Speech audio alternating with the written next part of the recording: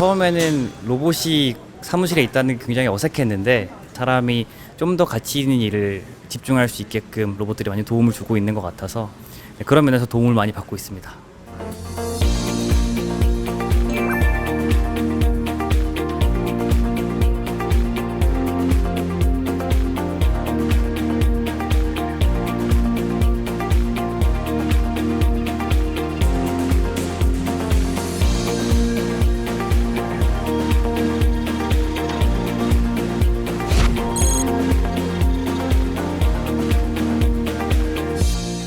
실제로 사옥이 오픈되고 안에 들어와 보니까 하나의 작은 사회 같은 느낌이 들어서 굉장히 사실 설레고, 이 안에 진행되고 있는 그 수많은 실험들이 정말 뭔가 곧 있으면 여기서 농익어서 밖으로 나가겠구나 하는 그 기대감이 굉장히 많이 생긴 편이었어요.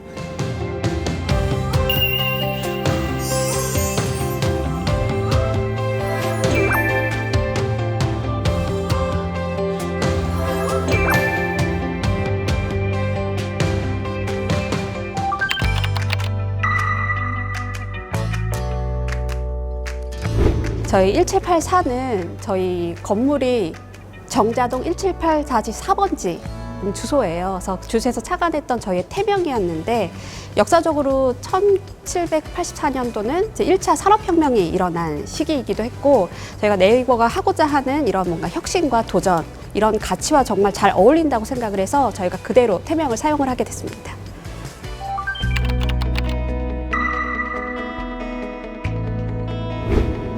네, 1784가 시작되게 된 계기를 말씀을 드릴게요. 저희가 원래는 제2사옥을 만들려는 계획이 있었고, 이제 제가 근무하는 이제 네이버 랩스는 사실 로봇을 연구하는 회사잖아요. 그래서 저희는 로봇이 어떻게 하면 사람들을 잘 도와줄 수 있을지에 대해서 고민을 정말 많이 해요.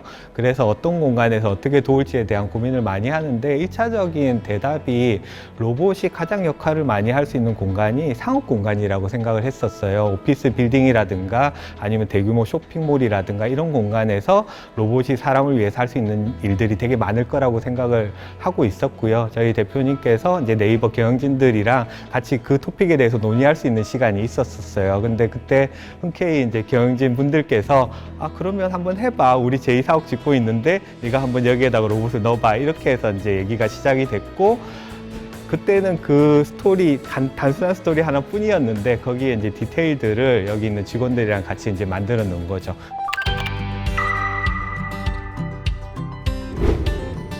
가장 고민이 됐던 부분이 이제 현재 있는 기술과 현재 있는 공간과 사람들의 인식이 어떻게 잘 맞아 떨어져야 된다라고 생각을 했었어요. 그래서 보면 이제 보통 사람들이 인식할 때 로봇은 두 다리로 걸어 다니고 팔도 자유롭게 움직이고 이런 로봇들을 생각을 하잖아요. 근데 이제 현실에 지금 있는 로봇들은 그렇지 못하거든요. 로봇들도 제약이 있고 공간의 제약도 받고 사람의 인식의 제약도 받아요.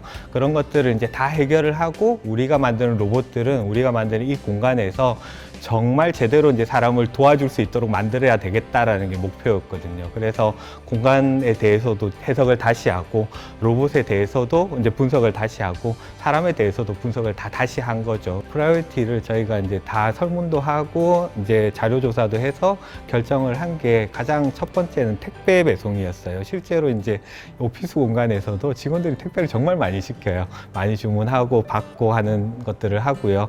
그래서 택배가 1순위로 선정이 됐고, 그 다음에 도시락, 카페 이런 식으로 이제 선정이 됐어요. 저희가 친로봇 빌딩이라고 하는 컨셉을 갖게 되면서 건물 안에서 로봇이 어떻게 하면 잘 이동할 수 있는지에 대한 부분을 가장 좀 크게 고민을 했던 것 같아요. 그래서 만들어놨던 게 세계 최초라고 저희는 얘기를 하는데, 세계 최초의 로봇 반송 장치인 로봇 포트, 그리고 이제 로봇하고의 클라우드 사이에서의 이런 통신 지연을 막기 위한 5G가 저희한테는 되게 대표적인 건축에 대한 그 조건이라고 생각을 했었었는데, 특히 이제 고층 건물 안에서는 로봇이 수직으로 이동하는 게 굉장히 중요하잖아요.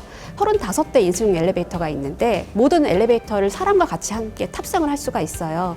근데 로봇 포트를 만든 거는 조금 더 빠르게 로봇이 이제 서비스를 할 수 있도록 저희가 좀 구현을 해 놓은 거고요. 건축적으로 굉장히 큰 고민을 했던 거는 저희가 이제 뭐 IT의 이런 서비스들과 다르게 건축은 한번 만들어 놓고 나면은 이제 수정도 개선도 쉽지가 않잖아요. 근데 네이버의 이런 미래 기술들은 계속해서 이제 새로운 것들이 나올 텐데 건축이 이걸 어디까지 받아줄 수 있을지에 대한 고민을 굉장히 많이 했고, 저희가 테스트베드라는 그 정말 큰 컨셉을 가져갔는데 건축이 받아주지 못하면 이 컨셉이 의미가 없는 거 아니야? 라는 고민들을 되게 많이 했던 것 같아요. 그렇기 때문에 이제 건물 전체에 대한 단차를 없앤다든지, 이제 건물에 대한 모든 도어들을 로봇이 연동해가지고 자동으로 개폐할 수 있다든지, 이런 식의 좀 더 건물 안에서 필요한 인프라들을 좀 미리 반영을 하자. 이런 부분들이 저희한테는 좀 어려웠던 숙제였던 것 같습니다. 네.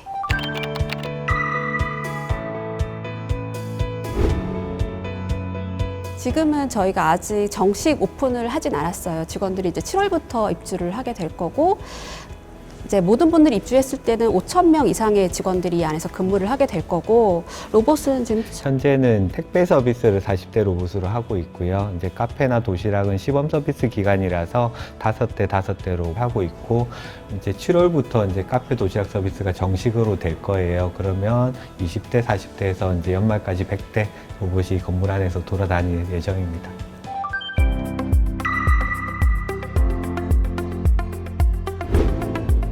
성별은 없고 그냥 우리 친한 신입사원 후배 정도로 네, 그러니까 컨셉을 잡았습니다. 네. 로봇의 이름도 루키잖아요. 루키 신입사원이거든요. 그래서 얘가 정말 이제 다른 멀리 있는 뭐 이상한 그냥 하나의 정적인 뭐 물리적인 로봇이 아니라 우리 동료처럼 친근하게 느꼈으면 좋겠고, 감성적인 부분들도 굉장히 많이 들어 있어요. 생각보다 엄청. 그래서 마트라든가 로봇이 이동할 때도 방향도 이제 이제 눈으로 표시해 주기도 하고요. 뒤에도 이제 디스플레이가 달려 있어서 로봇이 지금 어떤 의도를 가지고 있는지 알려주기도 하고요.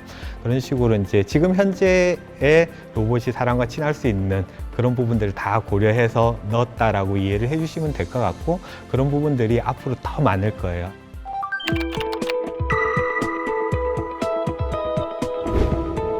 확실히 이제 로봇 서비스는 어쨌든 사람이 편하게 일할 수 있는 어떤 서비스를 제공을 하는 거잖아요. 그렇기 때문에 궁극적으로는 서로가 이제 필요한 존재가 되지 않을까라는 생각을 하고 있는데, 확실히 이제 다른 주체이다 보니까 초반에는 불편한 점이 있을 수밖에 없더라고요. 그래서 저희는 이제 공간적으로는 필요한 공간은 로봇과 사람의 동선을 분리하는 게 오히려 더 효과적일 수 있겠다 해서, 좀 예를 들면 이제 택배 지원 시설이라든지 카페라든지 식당 같은 경우들은 별도의 로봇 동선을 좀 마련을 했어요. 그리고 이제 사람과 로봇이 크로스되는 부분이나 이런 것들은 저희가 이제 필요한 사이니지나 이런 것들을 적용을 했는데, 물론 이제 저희 로봇 기술 자체가 사람이 많은 곳에서 이제 속도를 조절하거나 이제 사람을 피하거나 이런 기술들은 물론 적용이 되어 있지만, 로봇이 어느 위치에 있는지에 대한 부분을 사람이 인지하는 게 되게 중요하다고 생각을 했어요. 예를 들면 저희가 이제 엘리베이터를 보시면은 정보 표시 장치라고 하는 LED 큐브가 들어가 있는데, 로봇이 어느 위치에 있고 그리고 어느 엘리베이터를 탑승하고 있는지를 사람이 이렇게 미리 인지할 수 있도록 그 LED 큐브에서 그런 로봇의 탑승 위치라든지 이런 것들을 미리 알람을 준다든지 해서 초반에 약간 서로 서먹할 수 있는 그런 관계 안에서 이런 약간 공간을, 그러니까 서로 배려하는 그런 장치들은 필요하지 않을까라는 생각으로 그런 부분들도 좀 공간에 적용을 했습니다. 아직까지 로봇이 사람과 살아본 적이 없어요. 한 번도 제대로 살아본 적이 없고, 우리는 여기에서 그 시도를 하고 있는 거거든요. 그래서 우리도 아직 로봇이 사람과 공존한다는 게 어떤 건지 정확하게는 몰라요. 여러 가지 로봇을 이제 사람과 같이 공존을 해보면 사람으로부터 오는 여러 가지 피드백들도 있을 거고요. 로봇에 쌓이는 여러 가지 데이터들도 있을 거예요. 그런 것들을 우리는 기반으로 계속 앞으로 연구를 해 나갈 거고, 그 정답을 이제 찾아가는 과정에 있는 건 거죠.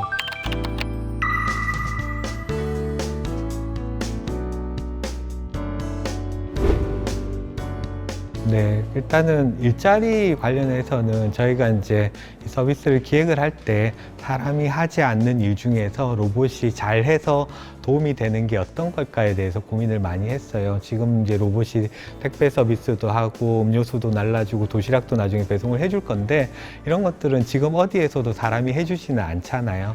사람이 한다고 해서 그렇게 효율적이지도 않아요. 그런 업무들은. 그래서 그런 쪽에 이제 포커스를 맞춰서 사람과 공존하는 데 좀 더 포커스를 맞춰서 이제 서비스를 기획을 했고, 이 건물에 보면 이제 개인정보에 대한 부분을 저희는 굉장히 신경을 많이 쓰고 있어요. 그래서 그래서 저희가 이제 로봇을 만들었다 하더라도 이제 보안이라든가 개인정보에 대해서 조촉이 되는지 안 되는지 이런 부분들에 대해서 다 이제 검토를 다 한 거고요. 그래서 보면 예를 들어서 보면 우리가 이제 사무 공간에는 CCTV가 없어요. 직원들의 이제 프라이버시를 위해서 CCTV가 없고요. 로봇이 물론 이제 사무실 공간 안을 돌아다니지만 그런 영상들은 전혀 저장이 되지 않습니다. 그런 식으로 그런 이제 프라이버시나 개인정보나 이런 것들을 다 검토를 해서 만든 거예요.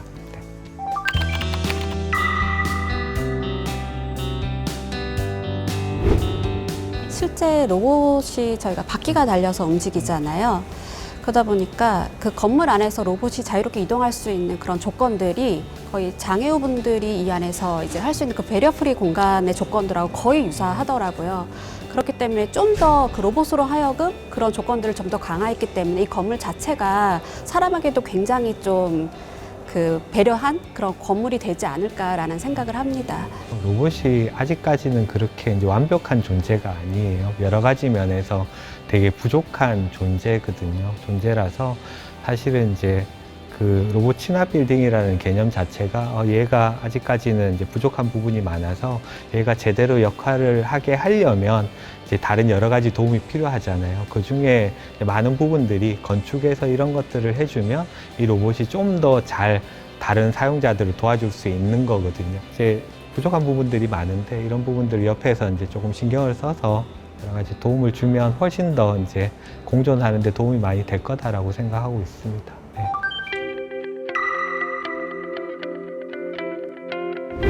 저는 그 1784 그러니까 그 프로젝트를 진행을 하면서 그 앞으로의 이제 미래 오피스에 대한 고민들을 좀 많이 했던 것 같아요. 이제 그동안의 이제 사옥들 같은 경우는 직원들한테 어쨌든 편하게, 그러니까 일할 수 있는 공간을 제공을 하는 게 거의 이제 목적이었다라고 하면 그 앞으로의 이제 미래 오피스들은 편리한 생활을 제공하는 것뿐만 아니라 좀 더 인사이트 있는 그런 어떤 환경을 만들어주는 게 굉장히 중요하다고 생각을 했어요.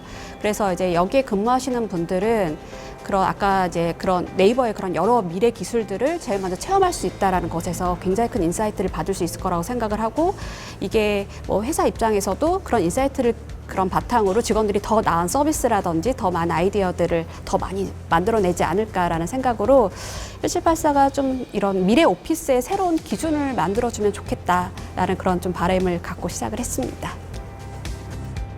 네, 제가 말씀드리고 싶은 거는 저희가 이 1784라는 이 프로젝트를 통해서 그동안 아무도 하지 않았던 시도들을 굉장히 많이 했다라고 생각을 해요. 생각을 하고 보통은 이제 외부 분들 오셔서 로봇 돌아다니고 이런 거 보면 굉장히 잘했다, 멋있다. 이렇게 이제 생각을 해주시는데 그게 이제 저희 입장에서는 완성된 기술이 아니에요. 완성된 기술이 아니고 여전히 그 첫 번째 시도는 계속 반복적으로 일어날 거예요. 앞으로도 계속 그 시도를 할 거고 좀 더 완벽하게 하는 시도들을 할 거고, 그런 과정에서 여기에서 근무하는 직원들은 그 과정들에 같이 동참도 하고 지켜보기도 하고 유저로서 그거를 경험하기도 할 거거든요.